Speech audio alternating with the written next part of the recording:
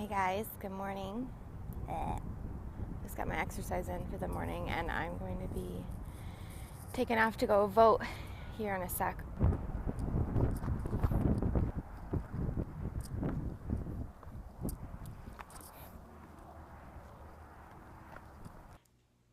Happy Halloween. I know I already wished this to you yesterday, but it actually is Halloween right now when I'm filming this video. So I wanted to say to you guys that I'm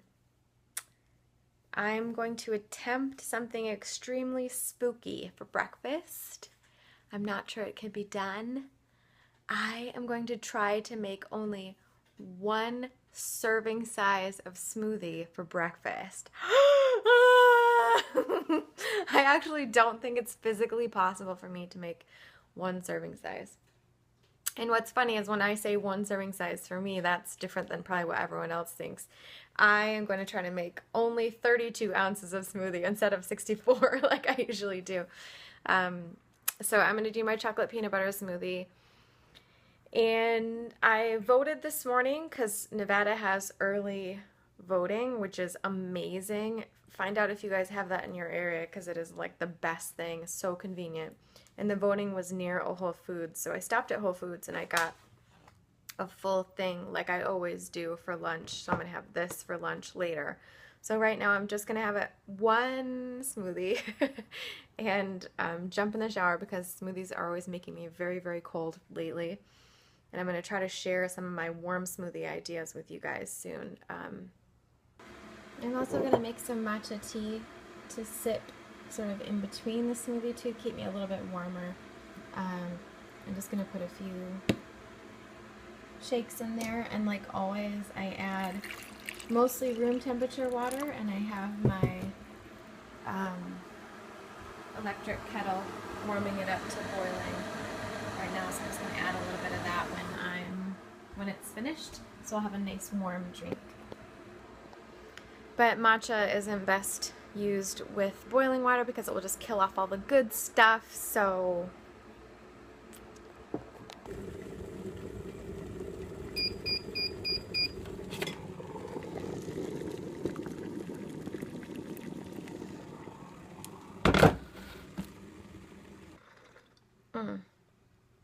perfect. Oh, that's good. Good morning, matcha. Let's be honest, it's almost afternoon. Alright guys, I got my greens in there. Can she do it? Can she keep it halfway? It's not looking good at this point. Alright, here's the halfway point. It's looking like it's gonna be close. Let's see what happens when I blend it down.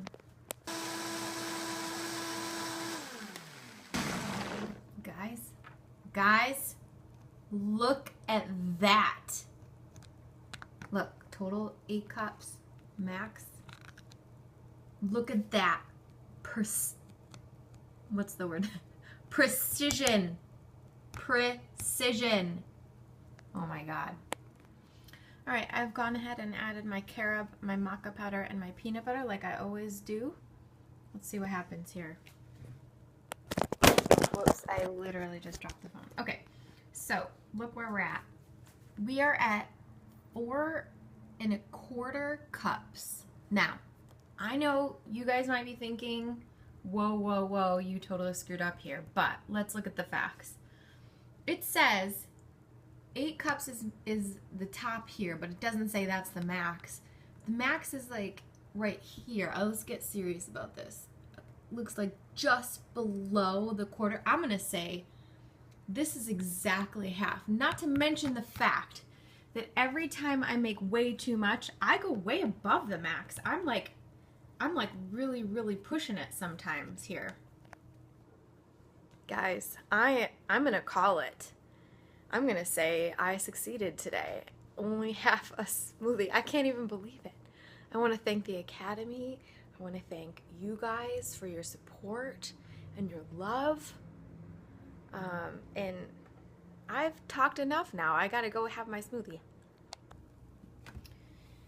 Okay, you witnessed it, guys. You witnessed it.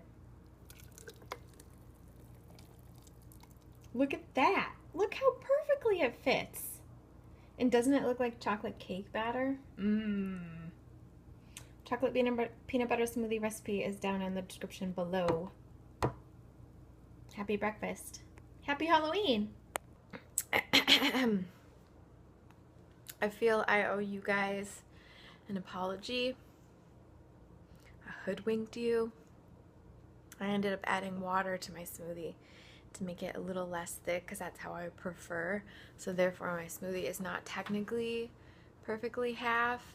So if you feel like you need to take away my award, I understand. But oh my god, this smoothie, guys. I mean, I know I say that a lot, but oh, one note about Halloween.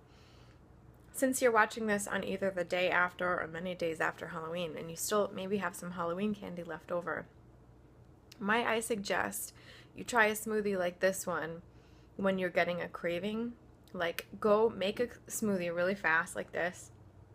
It only takes me like 5 minutes to make. Drink the whole thing and then see if you crave candy. This smoothie, the sweetness in this smoothie is dates, so you're getting some fiber and some vitamins as minerals instead of just empty chocolate calories from candy. You're also, this smoothie in particular right now, I just put a whole head of romaine and 2 big huge leaves of kale. So not only am I getting some nice fiber from the sugar that is in it, I'm also getting some really good greens, some cocoa powder, some protein from the peanut butter. You could use almond butter if you wanted. And you guys, and then of course the berries and stuff. The full recipe is down below, so check that out if you want it. But just to give you a little note, this is a fantastic technique that I have used a lot in my life when I've been craving. Just make something like this, and it really helps. So bye. So now it's your turn. Let me know down in the comments below, what are your techniques for avoiding overeating Halloween candy if you do celebrate this holiday? Let me know what you do. I personally have never been able to really resist Halloween candy, so I just don't do that whole thing where you bring home a bunch of candy. And like you saw yesterday, I just end up eating it until it's gone, and then, or else I have to throw it away. But if it's really good stuff, like a full Snickers bar, I'm not throwing that away. Are you kidding me? So let me know what you do down below. Bye! Yummy. Digging in on this big old bowl I got from Whole Foods, which kind of has all the same foods I usually get. So some salad, some bean salads, some roasted cauliflower and broccoli dishes. They have a really amazing garlic broccoli dish that I think is so good. Then there's some beets, like always. Of course, the plantains are down at the bottom. And then today, I got it early enough. I didn't even realize this, but Whole Foods has breakfast too. I didn't even know that at the hot bar.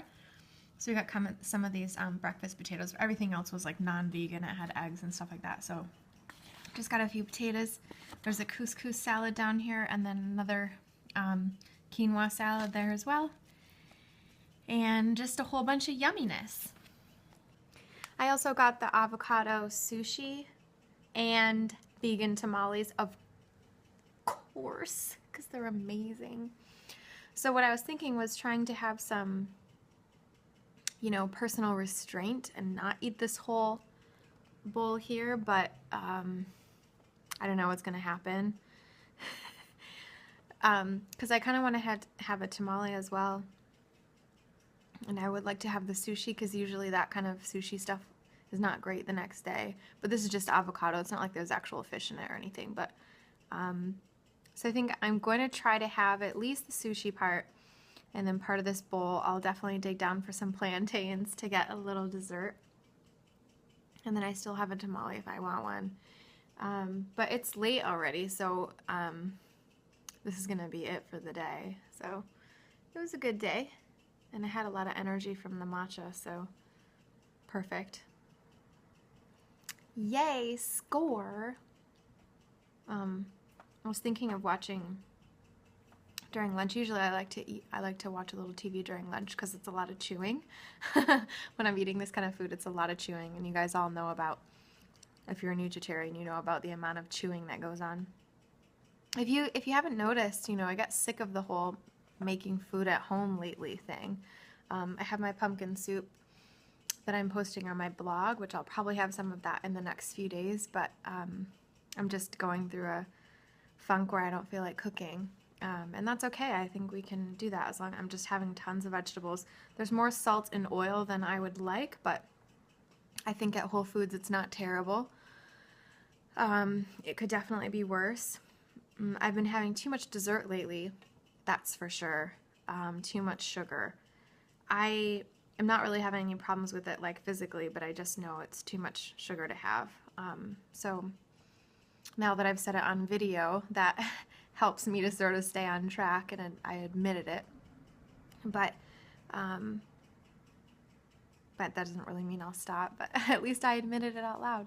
But so I've been watching this show again. I like to watch shows while I'm chewing. And there's one on Netflix called The Time in Between.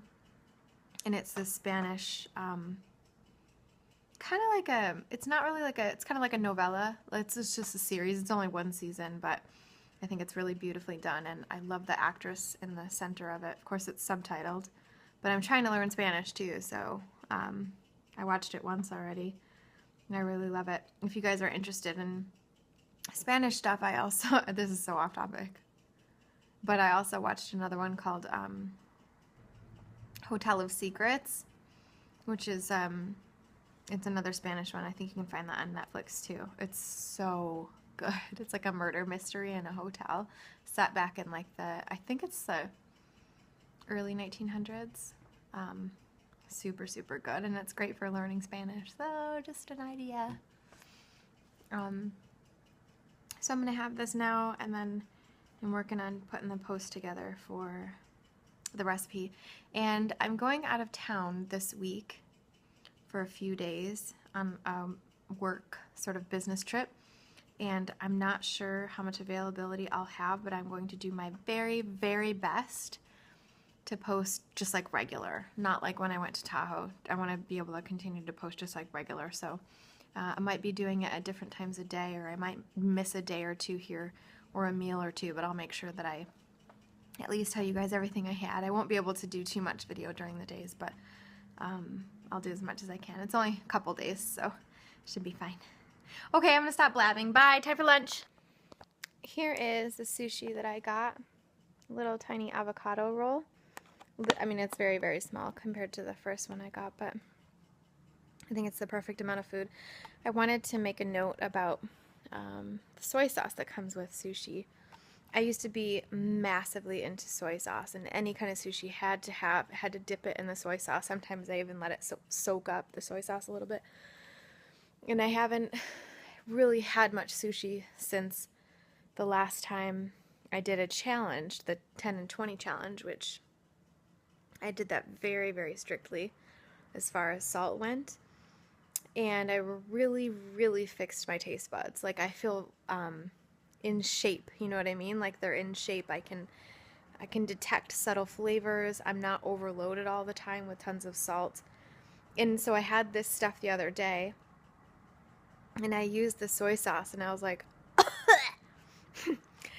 you guys, if you know me, I mean, that is not me. I was a salt monster when I was a kid. I mean, I used to salt my ham. It was that bad.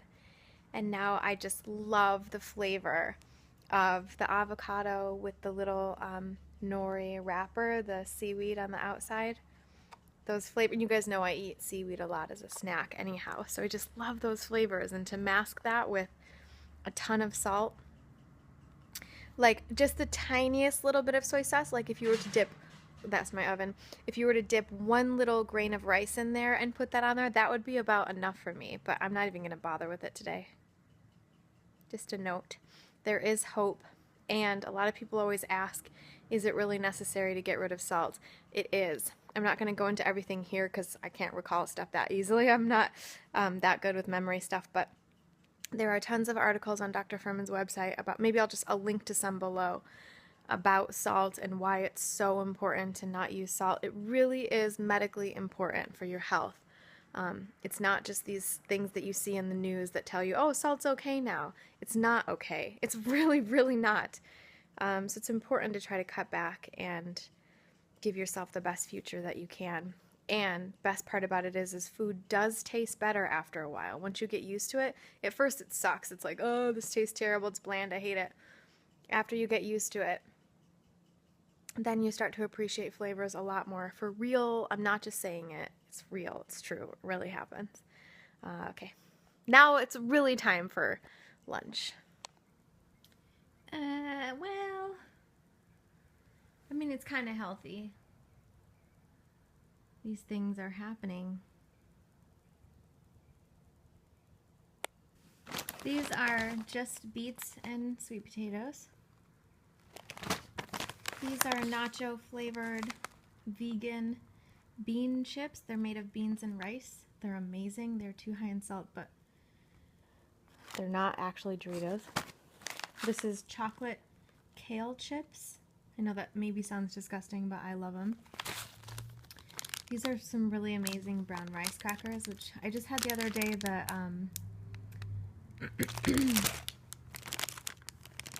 veggie version, and those were amazing too. And the only thing bad about these is a little bit of oil and salt. And then some hummus. So, alright, I forgot to get it on video, but I got to hang out with a friend tonight and have a drink. So I had 2/3 of a Mike's Hard Lemonade, but the lower alcohol version. I don't even know what that means, but that's what I had.